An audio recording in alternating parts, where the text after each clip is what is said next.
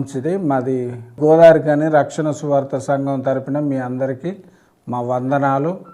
మరి ఇప్పుడు వాక్య దానంలోనికి వెళదాం, ప్రార్థన చేసుకుందాం. ప్రేమగల తండ్రి, కృపగల దేవ, పరిశుద్ధమైన తండ్రి, నాయన నీకు వందనాలు. నీ వాక్యం ద్వారా నువ్వే మాట్లాడి సమస్త ఘనత మహిమ ప్రభావాలు పొందు అనేక ప్రణాలు ప్రార్థిస్తున్నాను తండ్రి. ఆమె రోమపత్రిక 8వ అధ్యాయం మరి 30వ వచనం నుంచి 31వ వచనం నుంచి చదువుకున్నాం.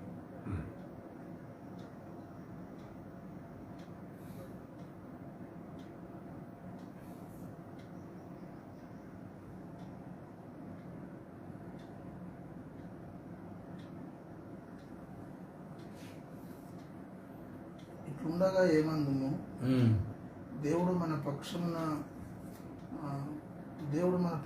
ఉండగా మనకు విరోధి ఎవడు? గనుక మరి ఇట్లా ఉండగా ఏమందుము, దేవుడు మన పక్షాన ఉండగా మనకు విరోధి ఎవడు? పోయిన వారంలో మరి దీని మీద కొంతవరకు చదువుకున్నాం, తెలుసుకున్నాం. కనుక మరి దేవుడు మనల జగత్తు పునాదేయబడక ముందుగా నేను చెప్పిన విషయమే, మనల పిలవాలనుకున్నాడు, రక్షించాలనుకున్నాడు, మహిమపరచాలనుకున్నాడు, నీతిమంతులుగా తీర్చాలనుకున్నాడు. అదంతా జరిగిపోయింది. ఇంకా దాంట్లో శత్రువు చేసిన పని ఏం లేదు కదా. సరే, తన సొంత కుమారుణ్ణి అనుగ్రహించుటకు వెనుతీయక మనందరి కొరకు ఆయనను అప్పగించిన వాడు ఆయనతో పాటు సమస్తమును మనకెందుకు అనుగ్రహింపడు? కనుక మనం ఒకటి అర్థం చేసుకోవాలి.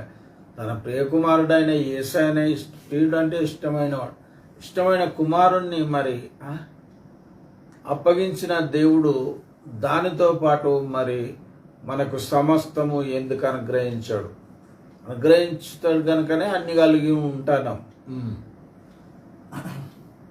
ఇది కూడా చెప్పిన కాబట్టి దాటి వేస్తాను. తన సొంత కుమారుని అనుగ్రహించుటకు వెనుతీయక మనందరి కొరకు ఆయనను అప్పగించిన వాడు ఆయనతో పాటు సమస్తం మనకు ఎందుకు అనుగ్రహింపడు? దేవుని చేత ఏర్పరచబడిన వారి మీద నేరం మోపువాడేవాడు. చాలు, ఇది చెప్తాయి.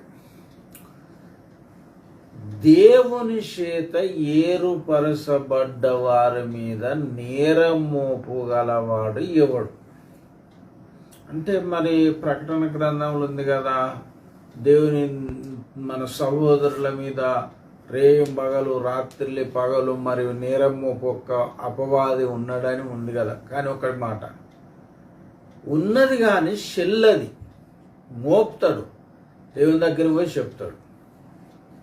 కానీ ఇప్పుడు అక్కడ దేవుడు ఒప్పుకోవద్దాం. మీకు ఒక విషయం చెప్తా. ఒక మంచి కోటేశ్వరుడు, ఆస్తిపరుడు ఉన్నాడు అనుకో,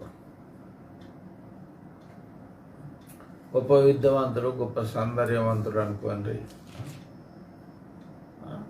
చాలా చక్కగా ఉన్నాడు, చాలా కోట్ల ఆస్తులు ఉన్నాయి అనుకోండి. ఒక పేదామెను, ఒక నల్లని స్త్రీని, ఒక ఎన్నిక లేని దాన్ని, లేక వాళ్ళు కూడా రాని అక్షరజ్ఞానం లేని దాన్ని చేసుకున్నాడు అనుకోండి. అప్పుడు చూసేటోళ్ళందరం మనం ఏమంటాం?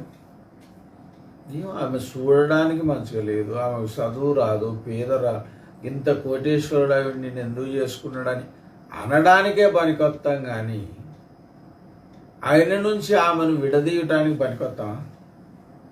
ఆయనకి ఇష్టమైంది, మనం ఏం చేస్తాం చెప్పు, అనుటానికే పనికొస్తాం.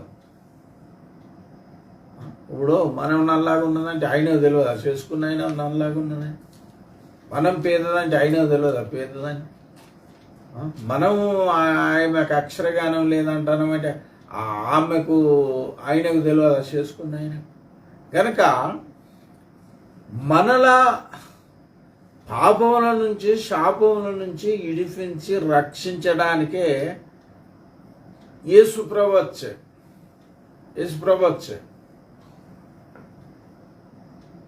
గనక ఇంకా సాతాను చేసేది ఏముంటుంది? ఏముండదు. అక్కడ ఏమని ఉందంటే మరొకసారి చదువు. దేవుని చేత ఏర్పరచబడిన వారి మీద నేరం మోపువాడేవాడు. ఎవడు అంటే ఒక మాటలో చెప్పాలంటే ఎవ్వడు మోపినా చెల్లది. ఇప్పుడు జకర్యా గ్రంథం 3వ అధ్యాయంలోనికి పోదాం. చూడండి, వెళ్దాం 3వ అధ్యాయంలోని చూద్దాం. అక్కడ సాతాను నేరం మోపడం, అక్కడ దేవుడు ఏం చేసిండో, సాతాను ఏం చేసిండో చూడండి. మరియు యెహోవా దూత ఎదుట ప్రధాన యాజకుడైన యెహోషువ నిలబడుటయు. ఆ యెహోవా దూత అంటే అప్పుడు పాత నిబంధనలు మన యేసయ్య అని అర్థం చేసుకోవాలి.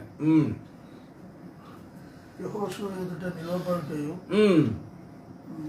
సాతాను ఫిర్యాది అయి అతని కుడిపక్షమున నిలబడుటయు అతను నాకు కనపరచను. సాతాను యెహోవా నిన్ను గద్దించును, యెరూషలేమును కోరుకుని యెహోవా నిన్ను గద్దించును. ఇతడు అగ్నిలో నుండి తీసిన కొరివి వలె ఉన్నాడు కదా. మరొకసారి ఒక్కొక్క వచనం. మరియు యెహోవా దూత ఎదుట ప్రధాన యాజకుడైన యెహోషువ నిలబడుటయు సాతాను ఫిర్యాది అయి అతని కుడిపక్షమున నిలబడుటయు అతడు నాకు కనపరచను. సాతాను యెహోవా నిన్ను గద్దించును. సాతాను యెహోవా నిన్ను గద్దించును. యెరూషలేమును కోరుకుని యెహోవా నిన్ను గద్దించును. ఇతడు అగ్నిలో నుండి తీసిన కొరివి వలె ఉన్నాడు కదా అని యెహోవా దూత సాతానుతో అన్నాడట. లేక దేవుడు అన్నాడు, అగ్నిలో నుంచి తీసిన కొరివి వలె ఉన్నాడు, యెరూషలేమును కోరుకుని యెహోవా నిన్ను గద్దించును గాకని యెహోషువ రాజు క్షమించాడు. ప్రధాన యాజకుడైన యెహోషువ కొరకు దేవుడు సాక్ష్యం ఇస్తే ఇంకా సాతాను నిన్ను గద్దించును, ఇతడు అగ్నిలో తీసిన కొరివి వలె ఉన్నాడు కదా అని యెహోవా దూత సాతానుతో నేను యెహోషువ మలిన వస్త్రములు ధరించిన వాడై. విన్నారు కదా, యెహోషువ మలిన వస్త్రములు ధరించిన వాడై దూత సముఖంలో నిలవబడి ఉండగా దూత దగ్గర నిలిచున్న వారిని పిలిచి తన మైల బట్టలను తీసివేయడానికి ఆజ్ఞాపించి నేను నీ దోషమును పరిహరించి ప్రశస్తమైన వస్త్రములతో నిన్ను అలంకరించుచున్నానని అతనితో సెలవిచ్చాను. చూడండి, బాగా వినండి. ఇప్పుడు సాతాను చెప్పిన దానిలో అబద్ధం ఉన్నదా, నిజం ఉన్నదా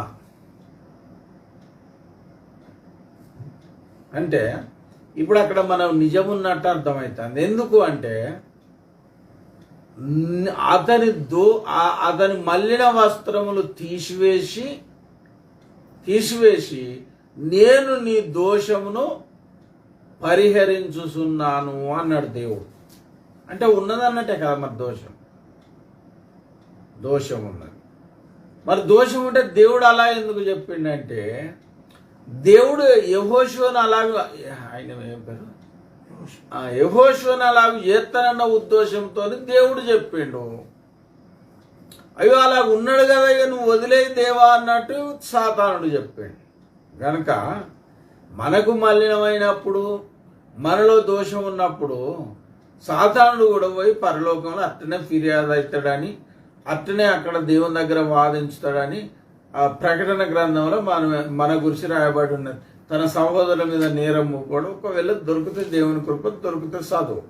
చూడండి, ఒక యెహోషువ మీదనే కాదు, యెహోషువ అది ఎన్నో అధ్యాయం గుర్తులేదు గనుక సరే, అక్కడ మన సహోదరుల మీద రాత్రి భాగాలు ఆఖరి అధ్యాయాలలో ఉంటుంది అనుకుంటా, రాత్రి భాగాలు నేరం మోపువాడు సాతానుడు అని దేవుని వాక్యంలో ఉన్నది. గనుక నీకు మలిన వంటినప్పుడు, నాకు మలిన వంటినప్పుడు, లేక మనకు అర్థమయ్యేటట్టు చెప్పాలంటే మన జీవితంలో తప్పు పొరపాటు దేవుని ఎదుట మనం ఇప్పుడు ప్రధాన యాజకుడు చేసిండు కదా, ప్రధాన యాజకుడి కంటే మనం గొప్పలమా? మొన్న పౌలు కొరకు చదువుకున్నాం కదా రోమపత్రికలు, కాం కదా. కనుక ఏదో ఒక సమయంలో బలహీన గడియాలలో మనం ఏదో తప్పిపోయినప్పుడు సాతానుడు దేవుని దగ్గరికి పోయి ఫిర్యాదు అక్కడ చెప్తాడు, పలానాడు పలానా పాపం చేశాడు. ఇక అవన్నీ దేవుడు ఒప్పుకొని రైట్, వీడిట్లా చేశాడు కాబట్టి వీడు నా బిడ్డ కాదన్నాడు అనుకో, ఇక మరి ఇంకా ఎవరు ఉంటారు సంఘంలో, ఎవరు మిగులుతారు? ఎవరో మిగులలేము. అందుకే యెహోషాపాతు కొరకు యెహోషువ కొరకు మరి ఆయన పేరేంది, యెహోషువ కొరకు మరి నాకు యెహోషాపాతు రాజు ఉన్నాడు, అది ఉన్నాడు, ఇది ఉన్నాడు అని కొంచెం గలిబిల్ అవుతుంది. కనుక ఆయన కొరకు దేవుడు ఒప్పుకోలేదంటే మన కొరకు కూడా సాతానుడు పోయి చెప్తే దేవుడు ఒప్పుకోడు అని అర్థం చేసుకోవాలి. ఒప్పుకోడని అర్థం చేసుకోవాలి. ఈ సాతానుడు ఏంటంటే మనలో పాపం చేసేదాకా పాపాన్ని ప్రేరేపిస్తాడు. పాపం చేసినాక పోయి దేవుని దగ్గర చెప్తాడు. విని పనిది. ఎందుకంటే ఇక దేవుడు ఏమన్నాని వీడు నా కుమారుడు కాడన్నాడు, లేక దేవుడు ఒప్పుకున్నాడు అనుకో, ఇక వాడిని తన కుమారునిగా చేసుకోవచ్చు అని వాని ఉద్దేశం. కనుక దేవుని దగ్గర రేయింబగలు మన సహోదరుల మీద నేరము ఓపువాడు అపవాది అని మరి ప్రకటన గ్రంథం లేఖనం చెప్తాను. నేరము ఓపువాడు 12 దేవుని నామానికి స్తోత్రం. అది దొరకడం ఒక అద్భుతం. ఎందుకంటే నాకు అధ్యాయం కూడా మతికిలేదు, గుర్తులేదు. మరియు ఒక గొప్ప స్వరం పరలోకమందు ఇలా చెప్పుట వింటిని. పరలోకమందు ఇలా చెప్పుట వింటిని. రాత్రింబవళ్ళు మన దేవుని ఎదుట మన సహోదరుల మీద నేరం మోపువాడైన అపవాది పడద్రోయబడి ఉన్నాడు. కనుక దేవుని బిడ్డలు ఒక్క మాట, రాత్రి భాగాల్లో మన సహోదరుల మీద అంటే దేవుని బిడ్డల మీద, సంఘం మీద, విశ్వాసుల మీద నేరం మోపువాడైన అపవాది పడద్రోయబడు. గనక వాడు మన మీద నేరము మోపువాడు. ఓ మాట, ఒకవేళ మనం మలినమైనప్పుడు దేవుడు ఒప్పుకుంటే ఎవడన్నా మిగులుతాడా చెప్పండి? ఎందుకంటే ఏదో ఓసారి తప్పు చేయని వాళ్ళం ఎవరం ఉన్నాం చెప్పండి? మనుషులమే కదా. ఇప్పుడు సామెతల గ్రంథంలో ఏముంది, నీతిమంతుడు 7 మార్లు పడ్డా లేస్తాడని ఉంది.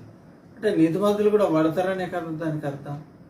కనుక దేవుడు అట్లా ఒప్పుకోడు. అక్కడ యెహోషువ కొరకు ఒప్పుకోలేదని మనం అర్థం చేసుకోవాలి. దేవుడు అట్లా ఒప్పుకోడు. ఒప్పుకోకపోయేవారో మన దగ్గరికి వస్తాడు. మన దగ్గరికి వచ్చి దేవుని నమ్ముకున్నందుకు నీకు ఏం మేలు జరిగింది, దేవుని నమ్ముకున్నందుకు నువ్వు ఇంత అప్పులలో ఉన్నావు కదా, ఆర్థిక ఇబ్బందులలో ఉన్నావు కదా, లేకపోతే అనారోగ్యంగా ఉన్నావు కదా, దేవుడు నీకు ఏం మేలు చేసిండని మనలో శోధించుతుంది. ఇటు మనలో శోధించుతుంది, దేవుని మీద మనలో శోధించుతుంది. నువ్వు ప్రార్థన చేసుకుంటే ఇంటలేడు కదా, నువ్వు ఉపాసం ఉండి చేతివి కదా, ఏమైనా నువ్వు ప్రార్థన 10th ఫెయిల్ అవుతావు కదా అని ఇట్లా చెప్తాడు. కనుక అటు నుంచి వచ్చి ఇటు మనలో శోధించుతుంది దేవుని మీదకి, దేవుని మీద ప్రేమ పోవటానికి, లేక మన మీద పోయి దేవునికి చెప్తాయి. దేవుడే విన్నాడు కానీ మనమే వింటాం. నిజమే సైతానా అన్నట్టు మనం వింటాం. ఏదన్నా అయ్యో నీకు దేవుని నమ్ముకున్నందుకు ఈ నష్టం జరిగింది కదా, ఆ నష్టం జరిగిందంటే మనం ఒకటి అర్థం చేసుకోవాలి, దేవుని నమ్ముకోని వాళ్ళకి అవన్నీ జరుగుతలేవా? ఆ మాత్రం కొందరు అనుకోరు. సాధు దేవుని చేత ఏర్పరచబడిన వారి మీద నేరం మోపువాడేవాడు అంటే ఎవ్వడు లేడు. అపవాది ఒక్కడు పోయి మోపితే అక్కడ ఏమి నడవదని మనం అర్థం చేసుకోవాలి. అయితే అక్కడ ఏమన్నాడంటే జకర్యా గ్రంథం 3వ అధ్యాయం, అతని మలిన వస్త్రములు తీసివేయము, అతనికి ప్రశస్త వస్త్రములు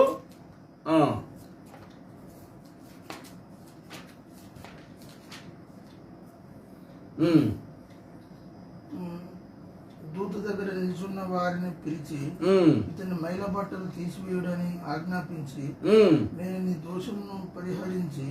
చూశారు, దేవుడు అంటాడు నీ దోషమును పరిహరించి ప్రశస్తమైన వస్త్రములతో నిన్ను అలంకరించుచున్నానని అని చెలవిస్తాను. కనుక దేవుని బిడ్డలారా, మన వస్త్రాలు మలినమైనప్పుడు మనకు ప్రశస్త వస్త్రములు ఇచ్చేటోడు యేసయ్యనే. ఇంకొక విషయం, అక్కడ సాతానుడు యెహోషువ మీద మరి నేరం మోపితే దేవుడు అంగీకరించలేదని మనకు లేఖనం చెప్తాను. కనుక మన మీద కూడా మోపితే అంగీకరించడు దేవుడు అని. అదొక్కటి. మనం ఇప్పుడు అందుకే కదా యోహాను పత్రిక చదువుడు అవసరం లేదు, కానీ 2వ అధ్యాయంలో ఏముందంటే, మొదటి యోహాను పత్రిక, ఎవడైనను పాపం చేసిన ఎడల యేసుక్రీస్తు అను ఉత్తరవాది మనకు ఉన్నాడని. తర్వాత మరి మొదటి అధ్యాయం 9వ వచనం అనుకుంటా, అక్కడేమని ఉన్నదంటే, మన పాపములు మనం ఒప్పుకొని ఎడల ఆయన నీతిమంతుడును నమ్మదగిన వాడు కనుక సమస్త దుర్నీతి నుంచి కనుక మనకు ఒకటి భయభక్తితో ఒప్పుకునే బుద్ధి మనకు ఉంటే మన మీద నేరం మోపువాడు లేడంటూ ఉండడానికి చూపెడితే కాదు. ఇప్పుడు అపవాదం అంటే అది చెల్లని రూపాయి. నేనేం చెప్పిన, ఉదాహరణ చెప్పిన కదా, ఓ రాజు చేసుకున్నాడు, అమ్మ ఓ బుచ్చగాళ్ళదాన్ని చేసుకున్నాడు, ఆమె చాలా సౌందర్యవతనం లేక చక్కగా బాగున్నదని. మనం అందరం పోయి భిక్ష ఇప్పుడు వెనకటి కాట పూర్వం అట ఓ రాజాట ఒక భిక్ష ఎత్తుకుంటా పోయిందట. భిక్ష ఎత్తుకుంటా పోతే చాలా చక్కగా అందంగా ఉన్నదట. ఇంత బాగున్నదని పెళ్లి చేసుకున్నాడట. పెళ్లి చేసుకున్నాడు. ఇంకేమున్నది, ఎవరేం చేస్తారు? భిక్షగాళ్ళందరూ ఇడిపిస్తారా? అద్దానుకున్న వాళ్ళు అంత ఇడిపిస్తారా? ఆయన దగ్గర ఉన్న సైనికులు ఇడిపిస్తారా? మంత్రులు ఇడిపిస్తారా? ఎవరు విడిపిస్తారు? అదే విధంగా దేవుడు తనలో మన కొరకే మనం ఇవ్వలమాట. దేవుడు తన సురక్తం ఇచ్చి కొన్నవాళ్ళు అంటే కొన్నది దేవుడు మనలో ఇడిచిపెట్టడానికైనా కాదు కదా. గనక అపవాది నేరం మోపుతాడు, కొన్నిసార్లు మనుషులు కూడా మనల్ని మోపుతారు. ఇప్పుడు గంతెందుకండి, విశ్వాసులే ఎందరో పాస్టర్ల మీద విస్తారమైన నేరములు మోపుతారు. ఇసొంటోడు అసొంటోడు అలాంటి వాడు ఇలాంటి వాడు అలాంటి వాడు అని మోపుతారు. విశ్వాసుల మీద లోకం కూడా మోపుతాయి. దేవుని నమ్ముకొని ఇట్లా చేస్తాను, అట్లా చేస్తాను, మీరు ఇట్లా చేయాల్సి అట్లా చేస్తా అని మోపుతారు. కానీ ఒకటి మనం అర్థం చేసుకోవాలి, ఎవ్వరు చెప్పేది కూడా దేవుడు అంగీకరించాడు. ఎందుకంటే దేవుని అక్కడ ఏమని ఉంది, దూత దగ్గర నిల్చున్న అది రోమపత్రిక చదువు.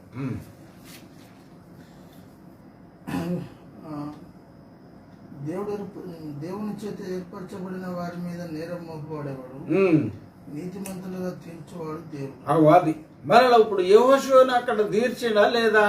మలిన వస్త్రం తీసేసిండు, ప్రశస్త వస్త్రములు ఇచ్చిండు, కనుక కథం నీతిమంతుడు అయ్యిండు. కనుక మన మీద నేరం మోపవాడేవాడు, నీతిమంతులుగా తీర్చువాడు ఆయనే.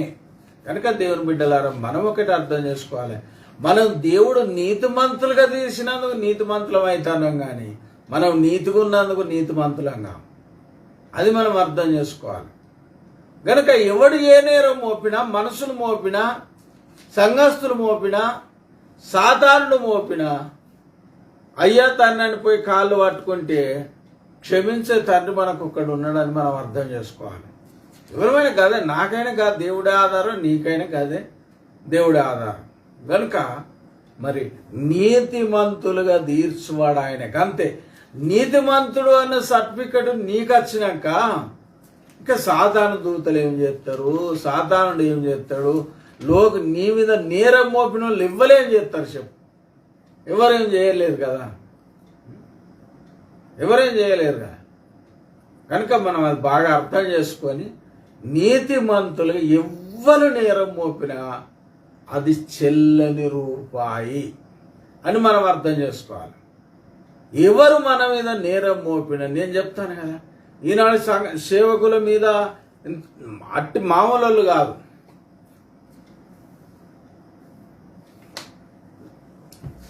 గొప్ప గొప్ప సేవకుల మీద, నీతిమంతులైన సేవకుల మీద ఎంతోమంది విశ్వాసులు ఉన్నారు నిందలు మోపేటోళ్ళు. విశ్వాసులను దూషించి విశ్వాసుల మీద నిందలు మోపే అన్యజనులు కూడా ఉన్నారు. సరే, ఎవరు ఏది ఉన్నా ఒకటి మనం అర్థం చేసుకోవాలి, యెహోషువ తీరు నీవు మలినమైనప్పుడు, నేను మలినమైనప్పుడు ఆయనకు ప్రశస్త వస్త్రాలు ఈమెను సెలవిచ్చి ఆయనను పరిశుద్ధపరిచిన దేవుడే. ఇక్కడ రోమపత్రికలు ఉన్నది, దేవుని మీద ఆ దేవుణ్ణి అక్కడ ఏమో చదువు, రోమపత్రిక దేవుని చేత దేవుని చేత దేవుడే కావాలని ఏర్పరచుకొని నీతిమంతులుగా తీర్చుకున్నోళ్ళం మనం గనక, నీతిమంతులుగా తీర్చబడ్డోళ్ళం గనక నీ మీద నేరం మోపువాడు ఎవడు లేడు. నీతిమంతులుగా తీర్చువాడు ఆయనే కదా. మనం ఆయన వలన నీతిమంతులమైనాం. చదువు అపుస్తల కార్యములు 9:10 9వ అధ్యాయం 10వ వచనం అట. దమస్కులో అననీయ అని ఒక మనుషుడు ఉండెను. ప్రభు దర్శనమందు అననీయ అని అతన్ని పిలువగా అతడు ప్రభు ఇదిగో నేను ఉన్నానను. అందుకు ప్రభు నీవు లేచి తిన్నని కనబడిన వీధికి వెళ్ళి యూదాను వారి ఇంట తారసువాడైన పౌలు అని వాని కొరకు విచారించుము. ఇదిగో అతడు ప్రార్థన చేయించున్నాడు. అతడు అననీయ అని ఒక మనుషుడు లోపలికి వచ్చి తన దృష్టి పొందినట్లు తల మీద చేతులుంచుట చూసి ఉన్నాడని చెప్పాను. అందుకు అననీయ, ప్రభువా, ఈ మనుషుడు యెరూషలేములో నీ పరిశుద్ధులకు ఎంతో కీడు చేసి. దేవుని బిడ్డలారా, మనకు దేవుడు మంచి వాక్యం చూపెట్టిండు.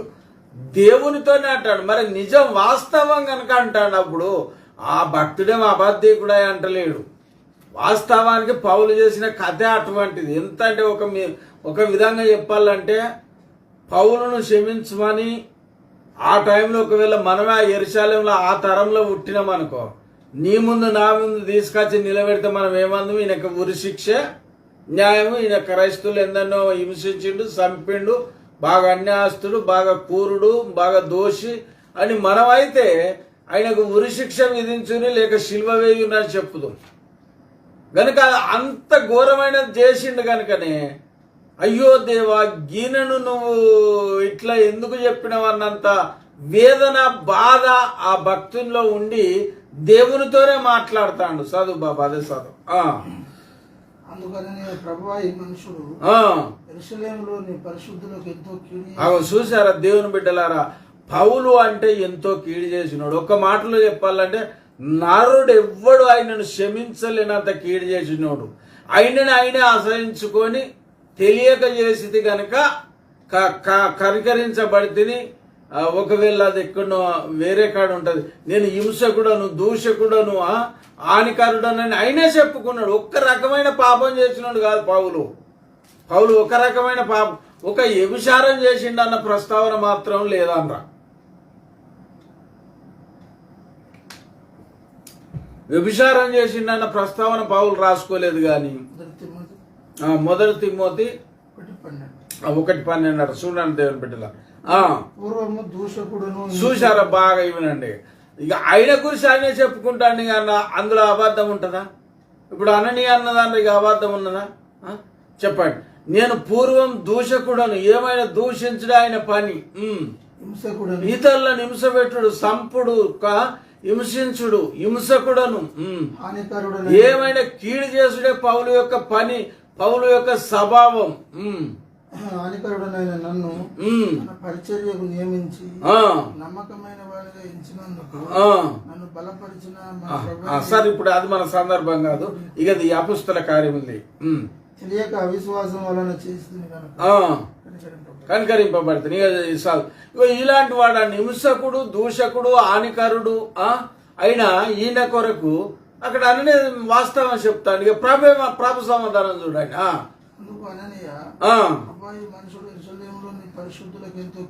తండ్రి నీ సంఘానికి ఎంత అంటే ఈయన తెలివక అడుగుతాడు. ఈయన ఇప్పుడు పౌలుకు ప్రత్యక్షమైన దేవుడు అన్న సంగతి మరి ఆయనకు అర్థం అయ్యే అడుగుతాడో కాక అడుగుతాడో ఇక మనకు తెలియదు.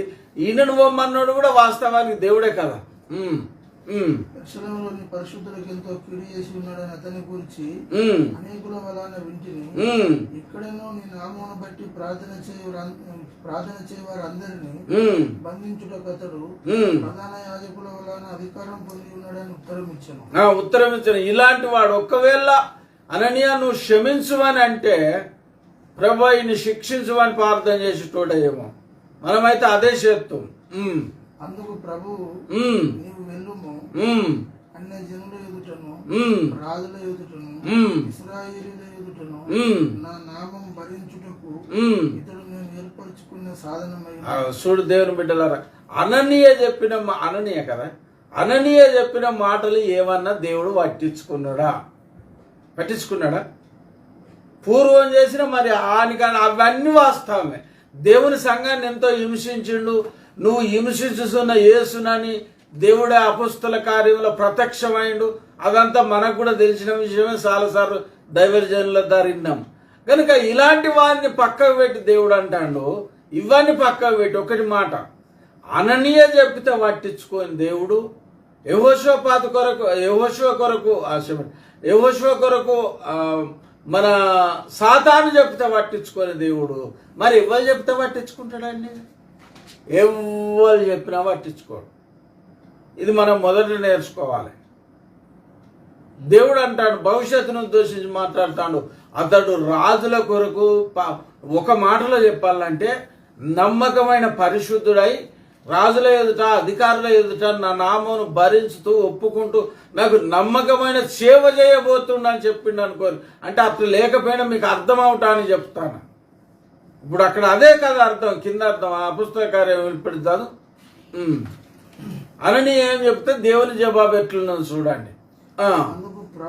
అందుకు ప్రభు దేవుడు అననీయతో అంటాడు, నువ్వు వెళ్ళుము అన్య జనుల ఎదుటను ఇశ్రాయేలీయుల ఎదుటను నా నామం భరించుటకు ఇతడు నేను ఏర్పరచుకున్న సాధనం. విన్నారు కదా దేవుని బిడ్డలారా, జగతుకు పునాది వేయక ముందు దేవుడు పౌలును ఏర్పరచుకున్నాడు. అంతేకాకుండా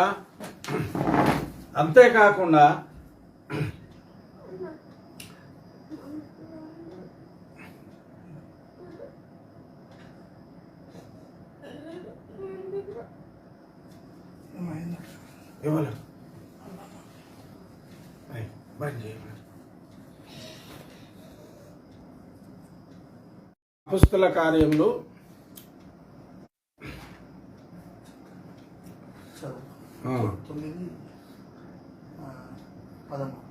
9:13 అట చూడండి.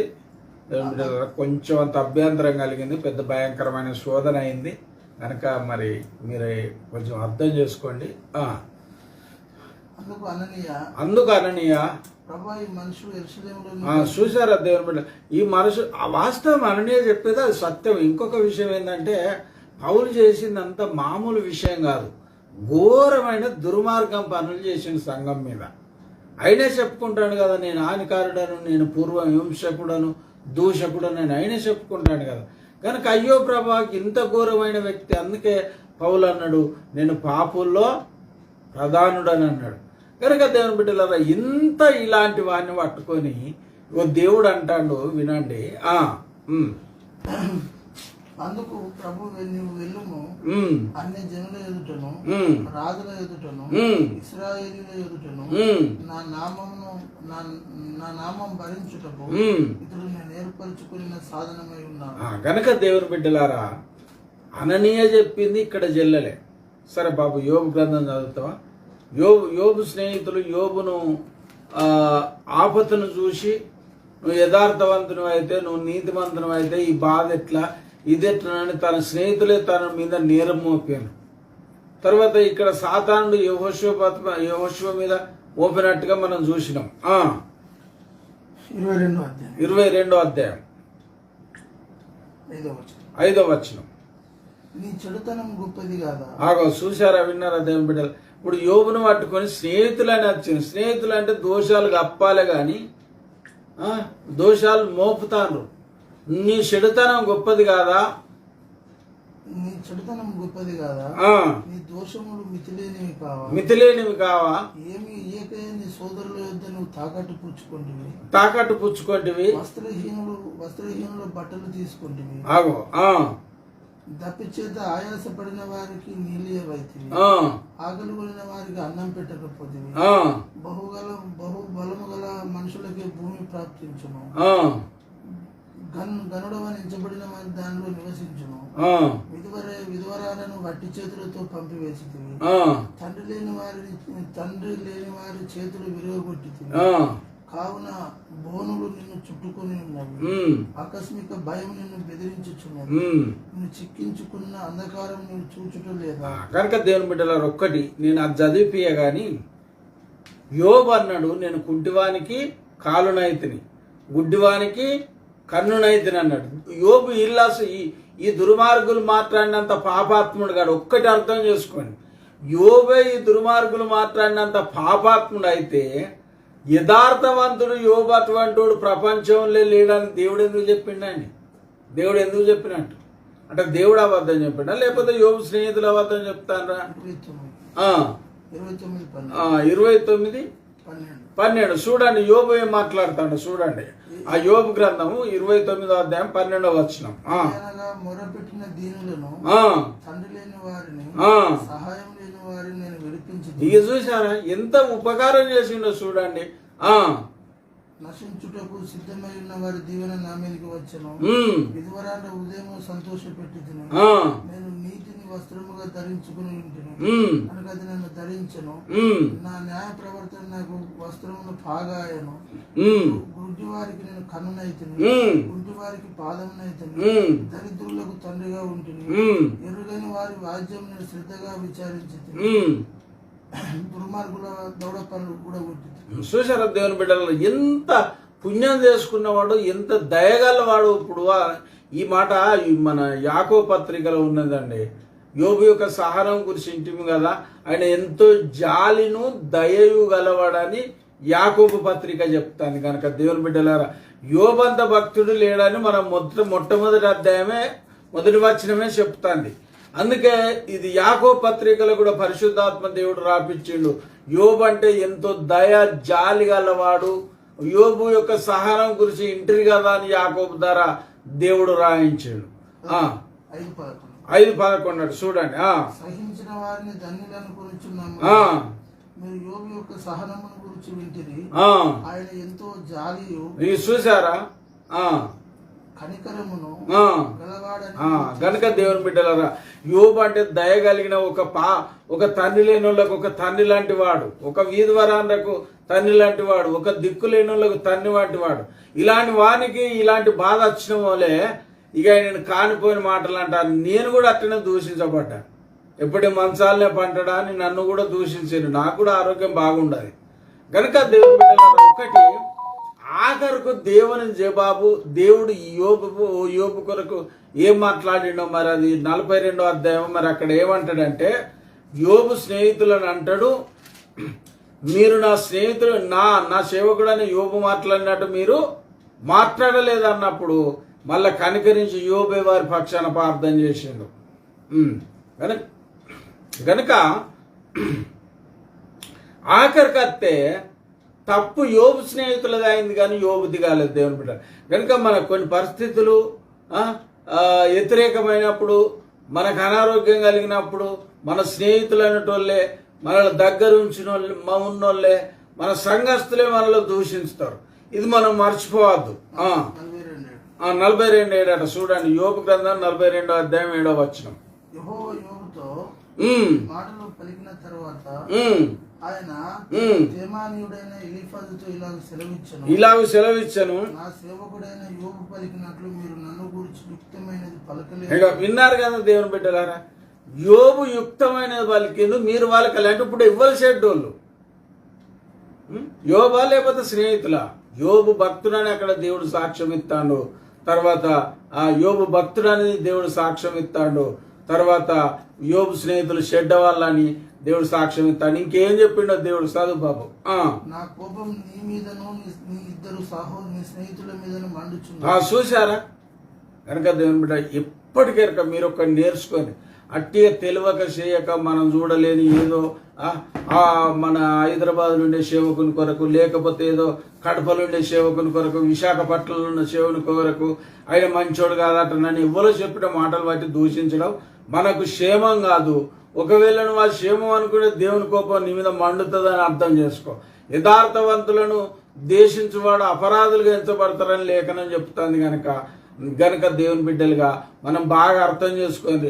ఇప్పుడు దేవుని కోపము యోబు స్నేహితుల మీద రగులుకున్నది.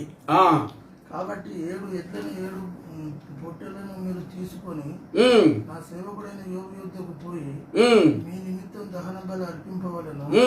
అప్పుడు నా సేవకుడైన యోబు మీ నిమిత్తం ప్రార్థన చేయను.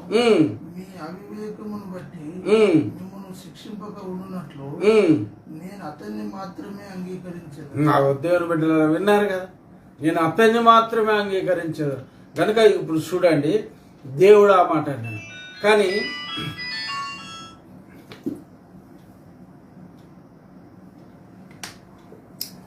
దేవుడు సమస్త మానవుల హృదయం ఎరిగినాడు. బాగా వినండి, యోబును ప్రార్థన చేయమని చెప్తలేడు దేవుడు. అక్కడ ఏమని చెప్తాడు? భవిష్యత్ జ్ఞానంతో యోబు ప్రార్థన చేసును మీ నిమిత్తము అంటాడు. అంటే ఎంత హృదయ రాశాలు ఎరిగినాడో మన దేవుడు చూడండి, ఎంత హృదయ రాశాలు ఎరిగినాడో చూడండి. ఆఖరికి చదువు బాబు చదువు. మీ అవివేకమును బట్టి మిమ్మల్ని శిక్షింపక ఉండునట్లు. మీ అవివేకం, మీర్రా మూర్ఖంగా మాట్లాడింది, మీర్రా అబద్ధాలు మాట్లాడింది యోబు మీద అని చెప్తూ దేవుడు నేను అతన్ని మాత్రమే అంగీకరించదను, అతన్ని మాత్రమే అంగీకరించుతా. ఏలైనగా నా సేవకుడైన యోబు పలికినట్లు మీరు నన్ను గురించి యుక్తమైనది పలకలేదు. యుక్తమైనది పలకలేదు, మంచిగా పలకలేదు. తిమానీయుడైన ఎలిఫజు, షూహీయుడైన బిల్దాదును, దయామాతీయుడైన జోపలను పోయి యెహోవా తమకు ఆజ్ఞాపించినట్లు చేయగా యెహోవా వారి పక్షమున యోబును అంగీకరించారు. మరియు యోబు తన స్నేహితుల నిమిత్తం ప్రార్థన చేశారు. చూసారా దేవుని బిడ్డలారా, యోబు ఎంత మంచి అవురా. ఇప్పుడు మనమైతే ఏమన్నా, అరే మిమ్మల్ని దేవుడే మెచ్చలేదు కాదురా, మీరు ఎల్లుండి నన్ను ఇన్ని రోజులు హింసించిన వాళ్ళు, బాధపరిచిన వాళ్ళు, క్షమించని వాళ్ళు, నన్ను గాయపరిచిన వాళ్ళు నా దగ్గర నుంచి ఎల్లుండి మీరు బతుకొని సావుని నాకు సంబంధం లేదన్నాం మనమైతే. కానీ యోబు ఏం చేసిండో చూడండి, తన స్నేహితుల నిమిత్తం ప్రార్థన చేసినప్పుడు యెహోవా అతని క్షేమస్థితిని మరల అతనికి దయచేశాడు. కనుక దేవుని బిడ్డల ఈ క్షేమస్థితి ఎంత అంటే 12వ వచనం చదువు. అది 42వ అధ్యాయం 12వ వచనం కిందనే ఉంది. మరియు యోబుకు పూర్వం కలిగిన దానికంటే రెండంతలు అధికముగా యెహోవా అతనికి. చూసారా దేవుని బిడ్డలారా, మన శత్రువులను క్షమించమని చేసిన ప్రార్థన చేసినప్పుడు దేవుడు మనల్ని ఎంత, నాకు కొన్నిసార్లు చెప్పిండు దేవుడు, ఈ వాక్యమే చూపెట్టాడు. నేను శత్రువులందరినీ క్షమించు దేవా అని ప్రార్థన చేసిన, నాకు చూపెట్టిన వాళ్ళే నా శత్రువులను క్షమించమని ప్రార్థన చేసిన. నేను నాకు హాని చేసిన వాళ్ళతోని గొడవలు వాడి కొట్లాటలు పెట్టుకున్నాను కాదు. నేను చేసినా కానీ మళ్ళీ దేవుని దగ్గరనే ఈ వాక్యమే చూపెట్టిండు దేవుడు. ప్రార్థన చేసిన ఓనాడితే కళ్ళు వచ్చిండు, నువ్వు గొప్పవాడవగమ్ము, నువ్వు గొప్పవాడవగమ్ము, దేవుడు నిన్ను గొప్పవానిగా చేసిన అన్నాడు. అప్పటి వరకు 1,00,000 రూపాయలకు కూడా కొరగాని నా బతుకు 1,000 రూపాయలు తెచ్చి డామరట్టల చర్చి కట్టుకుంటే వీటిని 1,000నో 2,000నో కట్టడానికి అంబాడిన బతుకున్నది. ఏది 96లో. కానీ ఇప్పుడు దాదాపుగా ₹1,00,00,000 పైగానే దేవుడు మాకు ఆస్తులను ఇచ్చిండు.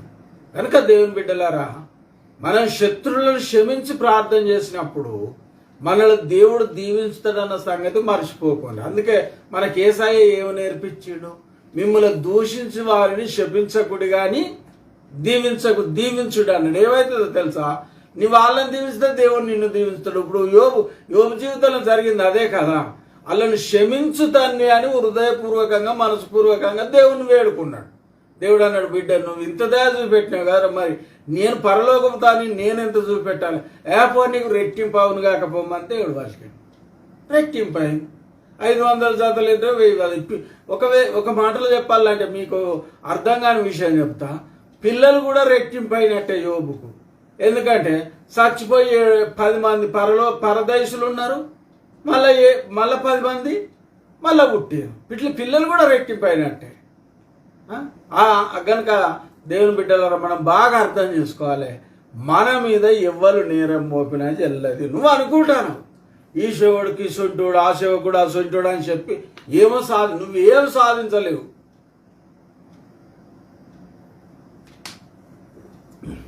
నువ్వేం దేవుని కంటే గొప్పని కాదు. నువ్వు ఆ మనుషుని కొరకు దేవుని కంటే ఎక్కువ తెలుసా నీకు? ఆడు చెడ్డోడు, ఆడు ఇటువంటి బలహీనుడు, అటువంటి బలహీనుడు, నీకంటే దేవుని కంటే ఎక్కువనైతే వాని కొరకు తెలియదు కదా. తెలిసినా నేను ఎవడు పట్టించుకోవాలి? నీ మాట ఎక్కడ చెల్లుతుంది? దేవుడా నీ మాట వినటోడు.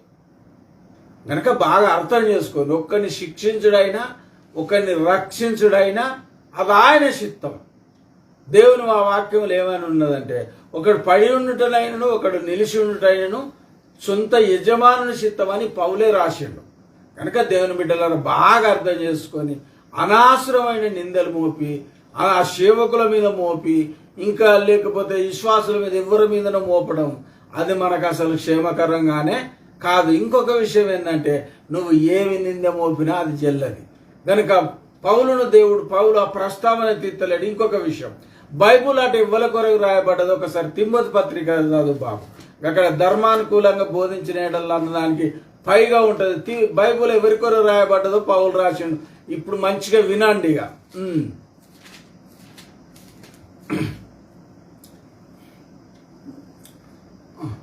పైనుంచి చదువు బాబు. ఆయనను శ్రీమంతుడకు దేవుడు నాకు అప్పగించిన ఆయన మహిమగల సువార్త ప్రకారం ధర్మశాస్త్రము ధర్మ విరోధులకు. అయ్యో బాగా వినండి, ఒక్కటి దేవుని బిడ్డలను బాగా అర్థం చేసుకోండి. ఇక్కడ ధర్మ విరోధులకును అవిధేయుల కంటే ఇక విధేయులు గాను అవిధేయుల చెడ్డోళ్ళని అర్థం చేసుకున్నా. భక్తిహీనులకును పాపిష్టులకును అపవిత్రులకును మత దూషకులకును పితృ అంతకులకును అంటే తల్లిదండ్రులు చంపేటోళ్ళు అనుకోనా, మాతృ అంతకులను నరహంతకులకును వ్యభిచారులకును పురుష సంయోగులకును మనుష్య శూరులకును అబద్ధికులకును అప్రామాణికులకును మరి ఎవడైనా ఉండిన ఎడల అట్టి వారికి నియమింపబడిన గాని నీతి మంత్రికి నియమింపబడలేదని ఎవడైనా ఎరిగి ధర్మానుకూలంగా దాన్ని ఉపయోగించిన ఎడల ధర్మశాస్త్రం మేలైన దాన్ని మనం ఎరుగుదాం. గనుక దేవుని బిడ్డలారా బాగా అర్థం చేసుకోండి. అంటే బైబుల్ వచ్చిన నూతన నిబంధన వచ్చిందే యేసయ్య ఈ లోకానికి వచ్చిందే చెడ్డ వాళ్ళ కొరకు అని మనం అర్థం చేసుకోవాలి. ఇంకొక విషయం, ఈ ఫలాని చెడు లేక ఫలాని పాపం చేసినోనికి దేవుని దగ్గర క్షమాపణ లేదు అన్న మాట రావద్దు. అక్కడ లేఖనం చెప్తాను. ఇప్పుడు నేను నా తండ్రిని చంపిన అనుకో, నా లోకంలో ఎవరు క్షమిస్తానండి, ఉరిదీయనని చెప్తారు. కానీ అలాంటి వారి కొరకే యేసయ్య వచ్చాడు.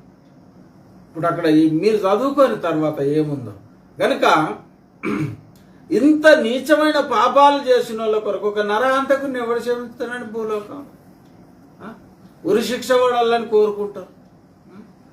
కనుక ఇలాంటి పాపుల కొరకు క్షమించడానికి యేసయ్య వచ్చింది. కనుక ఒకటి మనం అర్థం చేసుకోవాలి, మనమేదో ద్వేషం పెంచుకొని పగ పెంచుకొని ఈ పాస్టర్ మంచోడు కాదు ఆ పాస్టర్ మంచోడు కాదని మనం నేరం మోపితే ఆ నేరం దేవుని దగ్గర అంగీకరింపబడదు. ఎందుకంటే యోబు స్నేహితులు మోపింది యోబు మీద జల్లలే, సాతానుడు మోపింది యెహోషాపాతు మీద జల్లలే, సంఘం మీద మోపింది సాతానుడు సహోదరులందరి మీద మోపింది సాతాను జల్లలే. కనుక ఎవ్వరిది కూడా చెల్లదని న్యాయం తీర్చువాడు. ఎందుకంటే అక్కడ లేఖనం నీతిమంతులుగా తీర్చువాడు దేవుడే. కనుక దేవుని బిడ్డలారా మనం దేవుని నీతిని ఆశ్రయించుదాం, యేసయ్య రక్తాన్ని ఆశ్రయించుదాం, యేసయ్య మన పాపక్షమాన కొరకు సిందించిన రక్తాన్ని కోరుకుందాం, అడుక్కుందాం, బ్రతిమలాడదాం, దేవుని కాళ్ళు పట్టుకుందాం.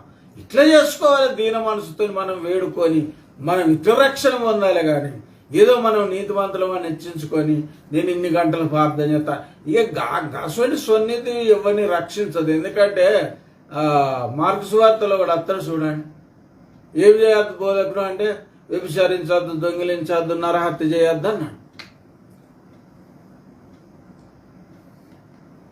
ప్రభువా బాల్యం నుంచే ఇవన్నీ చేస్తాను, నాకేమంత కొత్త అని వాడన్నాడు. నీకున్నది కొంటావు, నీకున్నదా మీ తెల్లకి రణములే తేలాయి. గనుక మనము దేవుడు ఇప్పుడు లేఖనం ఏం చెప్తాను, అంత పాపుల కొరకు వచ్చిండి యేసయ్య. కనుక ఇంకొక విషయం, మరి పాపులు అంటే అందరు పాపులే దేవుని దృష్టిలో. కనుక దేవుని బిడ్డలుగా మనం అర్థం చేసుకొని పాపక్షమాపణ పొందుకొని ఎవరి మీద నేరం మోపినా ఎవరి మీద ఏం చేసినా మనదేం చెల్లదని, అంత చెల్లని రూపాయి అవుతుందని ఎవరి మీద కొండెములు చెప్పక ఇలాంటి మాటలు చెప్పకుండా మన సంఘంలో మంచిగా ఉండడం అది మనకు శ్రేయస్కరం. ఒకటి మనం ఏమర్థం చేసుకోవాలంటే సాతానుడు ఏమి మోపినా దేవుని దగ్గర అది మనకు అది యెహోషువ ఆత్మ. జకర్యా గ్రంథం అదే తీ బాబు. జకర్యా గ్రంథం 3వ అధ్యాయం కింది భాగంలో సార్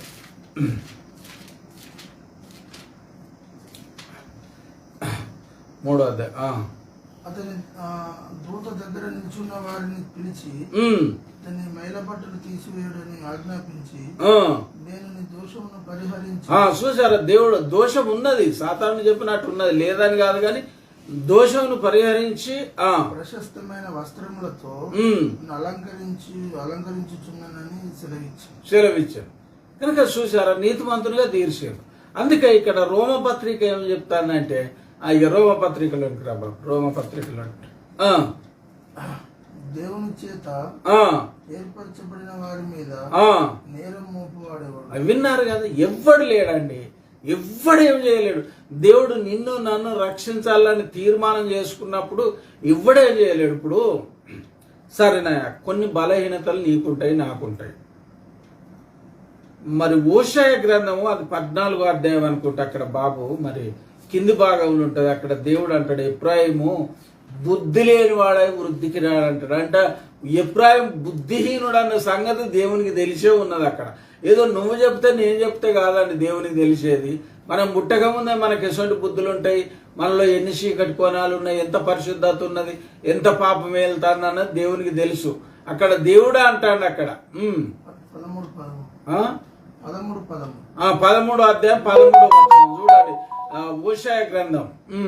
ప్రస్తుత వేదనలు కలిగినట్టుగా అతనికి వేదన పుట్టును, పిల్ల పుట్టు సమయమున బయటికి రాని శిశువు అయినట్టుగా అతడు బుద్ధి లేని వాడై వృద్ధికి రాడు. చూసారా, ఎఫ్రాయిము కొరకు దేవుడు మాట్లాడు, అతడు బుద్ధి లేని వాడై బుద్ధిహీనుడు అంటాడు. ఒక మాటలో చెప్పాలంటే దేవుడు అయినను దేవుడు ఏం తీర్మానం చేసుకున్నాడో చూడండి.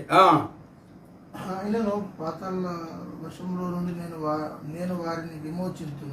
విన్నారు కదా, అయినను అతడు బుద్ధి లేని వాడైనా, వాడు వృద్ధికి రాకపోయినా, వాడు బుద్ధిహీనుడైనా పాతాళ వశం నుంచి, అంటే పాతాళ మీకు అర్థమయ్యేటట్టు చెప్పాలంటే నరకంలో పడకుంటే నేను వాళ్ళని రక్షించేదను అంటాడు దేవుడు. కనుక దేవుని బిడ్డలారు ఒక్కటి మనం అర్థం చేసుకోవాలి, మన బుద్ధిహీనత దేవునికి తెలిసే ఉన్నది, మన బలహీనతలు దేవునికి తెలుసు, మనలో ఏ పాపం వెళ్తానని దేవునికి తెలుసు, మనం దేనికి దాసోహం అవుతామన్నది మన దేవునికి తెలుసు. తెలియంది ఏమి లేదు. కానీ దేవుడే అంటాడు అతడు బుద్ధిహీనుడు, బుద్ధి లేని వాడని దేవుడే అంటాడు. పాతాళ వశము నుంచి రక్షించదని అంటాడు. ఇంకేమన్నాడో చూడండి ఆ చదువు పాతాళ వశములో నేను వారిని విమోచించుదును, మృత్యు నుండి వారిని రక్షించుదును.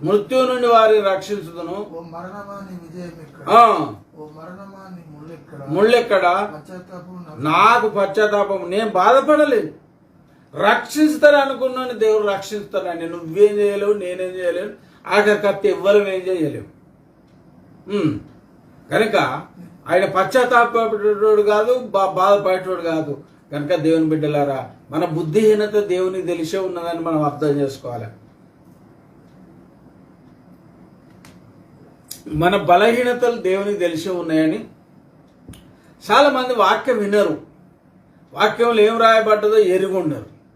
నువ్వు ఎరుగుండకపోతే నీకు సైతాన్ వచ్చే పుల్లు వస్తుందంటే నువ్వేం పోతావు పరలోకము, నువ్వు ఈ పాపం చేస్తానో ఆ పాపం చేస్తానో అని చదువుకుందామంటే నేను చదవైతుంది, ఇన్ని వాక్యం వినమంటే నేను బయటికి లేచిపోతే ఇంకా నువ్వు ఎట్లా బాగుపడతావురా బాబు. ముందు వాక్యం నువ్వు నేర్చుకో, అక్కడ లేఖనం ఏం చెప్తుంది అన్నది నీకు తెలుస్తుంది. ఆ తర్వాత రోమపత్రికలోనికి వద్దాం. దేవుని చేత ఏర్పరచబడిన వారి మీద నేరం మోపువాడేవాడు ఎవడు? నీతిమంతులుగా తీర్చువాడు దేవుడు. గనుక దేవుని బిడ్డలారా ఒక్కని దేవుడు నీతిమంతులుగా తీర్చాలని అనుకున్నప్పుడు ఈ విశ్వమంతా వచ్చి మొత్తం ఆయన మీద నేరారోపణ చేసిన జల్లది. అది మనం అర్థం చేసుకోవాలి. ఇప్పుడు ఇది బాగా ఒక దోషికి ఏదో రాష్ట్రపతి క్షమాపణ క్షమాదీక్ష ఏదో దోషికి పెడతాడట కదా. ఒకవేళ అయినా పెట్టిండు అనుకోని దేశం ఏం చేస్తుందండి? మరి అట్లయితే మనుషులు పెడితేనే దోషం క్షమించబడి మరి అలాగైతే మరి ఇప్పుడు సుప్రీంకోర్టు తీర్పు వస్తేనే ప్రభుత్వాలే లోబడి ఉంటాయి. మరి దేవుడే ఒక్కరిని క్షమిస్తాను అనుకున్నప్పుడు ఆయనకి ఎదురు చెప్పగలవాడేవాడు విశ్వంలా? మరి ఆయన ఎవరు ఎదురు చెప్పు తింటాడు?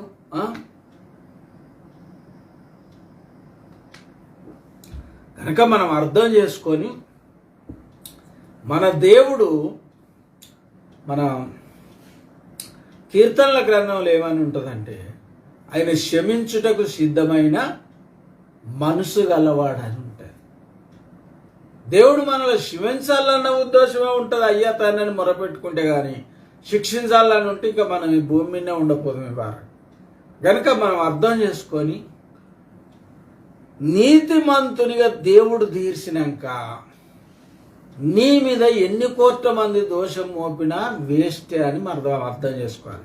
లేవని అనుకో, నేను పూర్వం మంచోడా, పూర్వం నరహంతకుడు కాదంటే మరి పౌలు కాదా? చెప్పండి. పూర్వం ఇటు హింసకుడు రా, ఇటు దేవుని నమ్ముకున్నప్పుడు ఎవడని దూషించండి అనుకో, మరి పౌలు కాదా అంతకుముందు? అట్లా ఆధారం తీసుకోండి లేఖనాలలో. ఇప్పుడే మనం తిమోతి పత్రికలో చదువుకున్నాం కదా. గనక చదువు బాబు. నీతిమంతులుగా తీర్చువాడు దేవుడే, శిక్ష విధించువాడు ఎవడు? చనిపోయిన క్రీస్తు యేసు.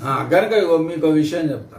దావీదు తప్పు చేశాడు, బత్షెబను తెచ్చుకున్నాడు, ఆమెతో వ్యభిచారించాడు. తర్వాత ఆమె భర్తను అన్యాయంగా చంపించాడు. చంపించినప్పుడు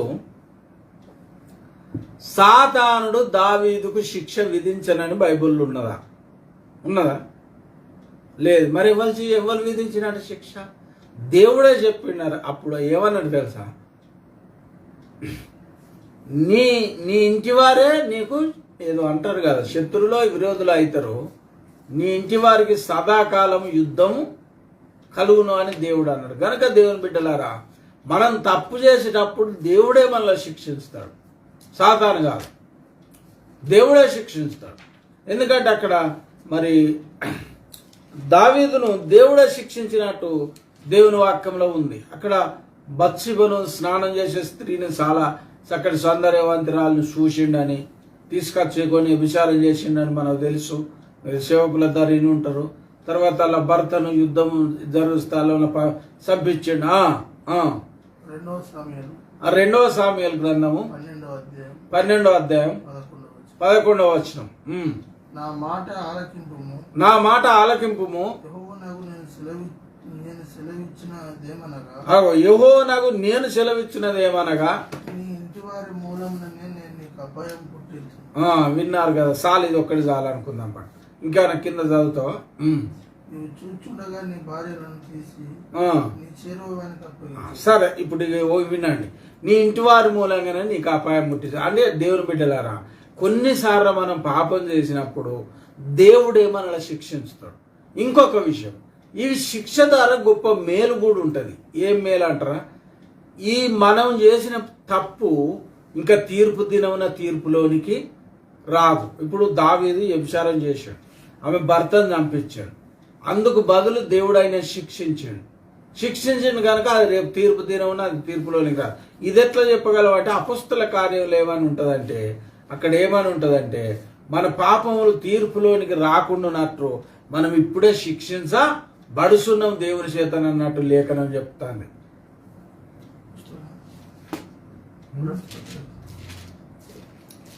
మరి అది ఆకరాధ్యాలలో ఎక్కడ సరే ఆ విధంగానే ఉంటుంది. ఏ విధంగానంటే, మనం తీర్పులో మన పాపం తీర్పులోనికి రాకున్నట్టు మనం దేవుని చేత శిక్ష అనుభవిస్తాను, శిక్షించబడతానమాట. క్షమించండి, 1 కొరింథీ 11:32. మనం తీర్పు పొందిన లోకంతో పాటు మనకు శిక్ష. అదే నేనే తప్పు చెప్పిన, క్షమించండి. మనం తీర్పు పొందిన లోకంతో పాటు మనకు శిక్షా విధి కలగకుండా. ఇప్పుడు ఇగో మీకు ఇంకో విషయం చెప్తా. ఇప్పుడు మనకి ఇదొక పెద్ద బాధ బాగుంటుంది. గిలిగింత దుర్మార్గం పనులు చేస్తాను, అయ్యో దేవుడు వీళ్ళని చూస్తలేడా, క్రైస్తవులు మనం ఇంత ప్రార్థన చేస్తాను, ఇంత ఉపవాసం చేస్తాను, అయినా వాళ్ళకి అంత వరదలుతాను అనే జనులు అయ్యండి, వాళ్ళకి ఏమాని చేస్తలే అయితలేదు, దేవుడు వాళ్ళని చూస్తలేడా అని మనం ఇట్లా బాధపడతాం. ఇట్లా మనం కాదండి, కీర్తనకారుడు అట్లా బాధపడ్డాడు, కీర్తన గ్రంథం ఉన్నది, అది ఇప్పుడు నేను చదివిపియ. కనుక దేవుని బిడ్డలారా, ఇప్పుడు పౌలు ఇక్కడ ఒక మాట చెప్తాడు, లేక పరిశుద్ధాత్మ దేవుడు ఒక మాట రాయించుతాడు, ఇది బాగా ఆలకించండి. మనం తీర్పు పొందిన యెడల లోకంతో పాటు మనకు శిక్షా విధి కలగకుండా ఇవి విన్నారు కదా, లోకానికి శిక్ష విధి కలగబోతుంది. అందుకానికి భూలోకంలో ఏమి శిక్షలు అత్తలేమంటే,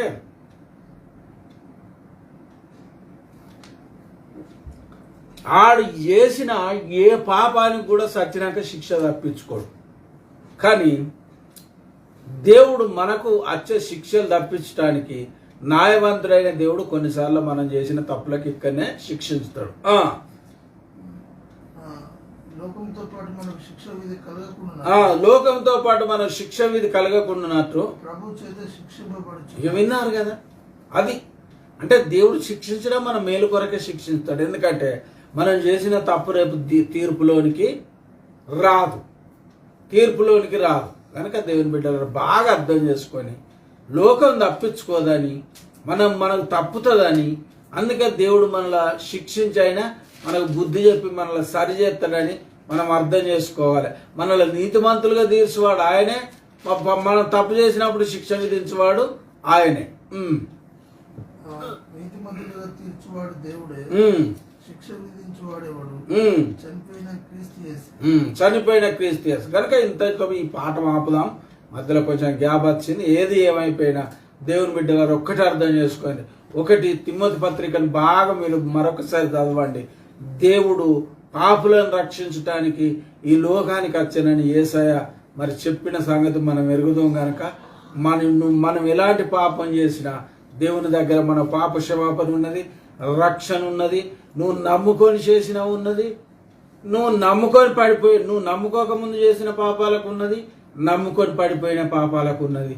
దేనికైనా ఉన్నదని అయ్యా తండ్రి ప్రార్థన చేయి, ఉపవాసం ఉండి ప్రార్థన చేయి. దేవుడు మనల్ని క్షమించును గాక.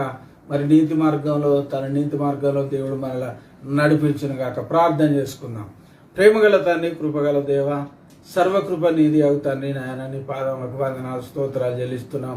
యోబు లెక్క ప్రభువా తండ్రి, మా స్నేహితుల నిమిత్తం మేము ప్రార్థించి నీ ద్వారా అత్యధికంగా దీవించబడినట్టు అలాంటి హృదయం, యోబు లాంటి హృదయం ప్రభు మాకు దయచేయమని, అలాంటి ప్రేమగల హృదయం తండ్రి మాకు అనుగ్రహించమని దేవ ప్రార్థిస్తున్నాము. అయ్యా తండ్రి, అంతేకాదు క్రీస్తు యేసు అయిన నీకు కలిగిన మనసు మాకు కావాలి తండ్రి. నువ్వెంతో ప్రేమగల దేవుడు కనుక ప్రాపులమైన మమ్మల్ని రక్షించడానికి మనుషులందరూ అసహించుకుంటారు మేము చేసే కొన్ని ఘోరమైన పాపాలను బట్టి. కానీ ప్రభా, నువ్వు రక్షించవాడవై ఉన్నందుకు, మా కొరకు ప్రాణం పెట్టినందుకు నీకు వందనాలు. ప్రతి పాపి నిన్ను ఆశ్రయించి మేము రక్షణ పొందినట్టు కృపదయచేయమని యేసు నామములో ప్రార్థిస్తున్నాను తండ్రి. ఆమేన్. తండ్రి అయిన దేవుని ప్రేమ, కుమారుడైన యేసుక్రీస్తు కృప, పరిశుద్ధాత్మ దేవుని అమృత సహవాసం మనకు దేవుని బిడ్డల సదా తోడని కాపాడి సంరక్షించను గాక. ఆమేన్. అందరికీ వందనాలు.